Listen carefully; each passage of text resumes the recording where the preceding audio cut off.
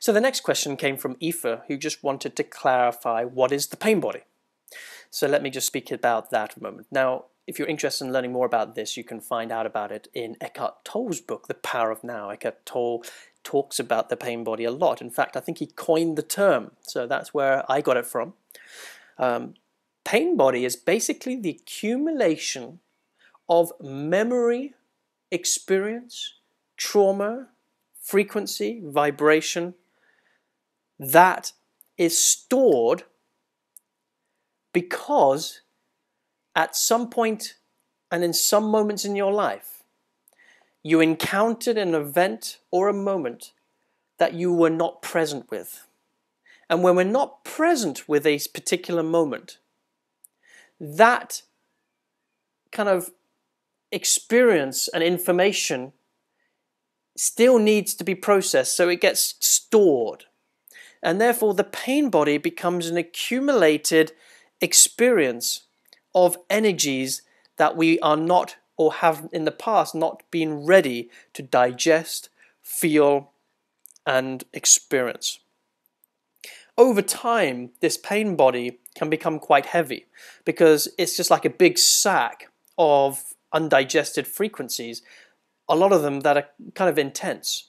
In terms of the frequencies, they're intense, and if they weren't intense, you would have been able to be present to them. So something, of course, was not welcome to your body mind. In other words, think of yourself as having this incredible gatekeeper, an invisible dome around you, and it's an intelligent kind of like perimeter, and whenever something enters it that is not safe, it will go boom, no, we can't let Christian's conscious mind perceive, really feel this moment. So we're just going to take the moment from him and we're just going to numb him a little bit, distract him, or we'll do some other strategy to disconnect him from this. You'll check out, or something like that.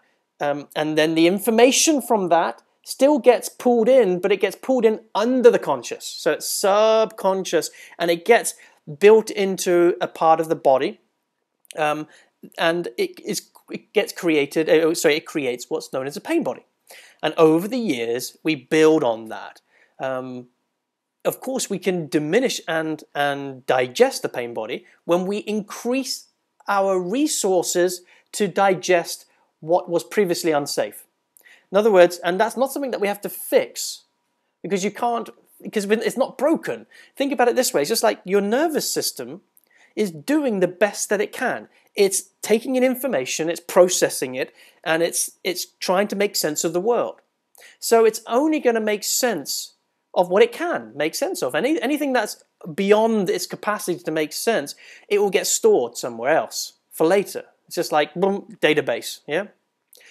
So what we have to do is improve the efficiency of our nervous system and our body mind to digest and be more present. We have to be more present, more real, more connected, more heart-directed. That induces a state that allows your body mind to be now safer to let in and receive, because when you can receive, you can now receive all the frequencies. So in the past, you may have been shocked by somebody or your parents' anger. So now the frequency of anger is no longer acceptable. So when anger comes to your perimeter, boom, it goes bing, bing, bing, bing, it's anger. You check out, zone out, go numb. The anger energy is stored, it accumulates as part of your pain body. A lot of people spend their lifetime trying to empty their pain body, when in fact it's just not necessary. They just need to learn how to, connect to their hearts so that they can increase the level of sensitivity, safety, and the capacity to receive. Because when they do that, you become more present to the moment, and you begin to digest and become safer. And when you become safer, when you develop more resources, the pain body realizes, some of this old stuff can now be digested, and it will bring it up to your conscious. It will move from the subconscious to your conscious automatically. You don't have to find it. You don't have to dig it through your past. A lot of people do that. They do a lot of therapy. They think, well, I have to find out who did what to me, how and when, and they kind of process their lives. Whereas whether it's not needed. So I'll give you a perfect example. Walking along, I am strong in my masculinity. It feels good. I'm having a great night out. Boom, I get attacked by 14 guys. My friend nearly gets killed in front of me. I see the blood. I see the deformity. I feel the violence. and I can't digest it. That is way too big. My nervous system goes into shock. So then I go into a numb state. So before, emotions were available. I could cry, I could feel. I didn't experience much panic. After the event, boom, I closed down. I became very cynical, skeptical. My energy went very restricted, quite dark, quite a heavy cloud. Whenever there was confrontation, boom, I would activate this fear-based system where I'd have to leave. Emotion was no longer available to me. I couldn't cry. I was very congested emotionally and very repressed. So these are all reactions to a shock-induced pain body activation. It's an intense one. It can be done in very, very smaller ways as well throughout our days and throughout our lives. Now, I tried counseling, I tried this and that, and it didn't really help. What eventually helped was when I started to take my focus away from what wasn't working for my pain and thinking that there was something wrong with me, and actually just started to focus on some of the stuff that we've been looking at, which is how do I increase my capacity to feel by following what feels good to me? How do I, in small ways, begin to enjoy and take back and receive pleasure in my life again? And as I did that, and as I did work, an energetic work and work with Neil and Donnie Epstein and people like that, who the focus was never really on what's your issues, but really on connecting to the bigger, more juicy aspects of ourselves. By doing that, my heart began to open. And as my heart began to open, I was able to let in more light, more love, a deeper sense of peace within myself, which then started to begin to shift my nervous system, because this perimeter, this intelligence said, you know what, Christian's growing.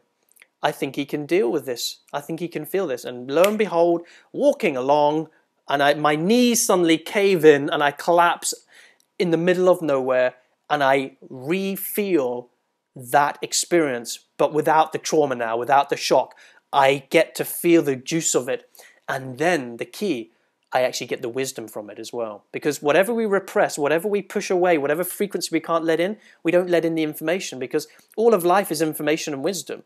And it's all wrapped up in mysterious packaging.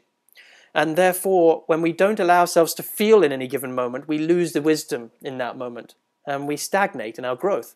So, and that causes people to feel stuck. They just kind of get stuck there. But they don't realize that they're stuck because they're still trying to deal with their pain body. They're still trying to look at it and dig it up, which of course means that they collapse into it all the time. And you'll notice when somebody's in their pain body, it will just feel very, very heavy, and they'll kind of collapse. They've lost their power, they've lost their charge, they've lost their pizzazz. They're not clear and aware anymore about what's going on. They're in their victim mode. They're kind of like heavy and like nothing works, no help's available, it's all your fault, no. And it's kind of low and heavy, and there's just a multitude of problems in life, just problems after problems after problems. It's a key pain body symptom right there. And by the way, nobody's pain body is so big that they can't get out and be free of it. Of course not. And this work helps people uncover that. But it takes time. The home study program is just a first step, of course. It's in the live events, it's in the practice, it's in building at the community and being part of this family over years that I've found does it work on a permanent basis. I've never encountered a quick fix that just does it like that. I don't believe in that because it just doesn't make sense from the perspective of how we are constructed. And everybody who's claimed a quick fix, when I've met them in person, I just don't get the match that they've even applied the quick fix in their life. And then I really don't believe it then if the person who's authoring the experience or the technique it still feels heady, intellectual, and a bit polarized, then it's no, I haven't seen it yet. I'm open to it, but I have not yet seen it. So, hope that helped, Aoife. Bye-bye.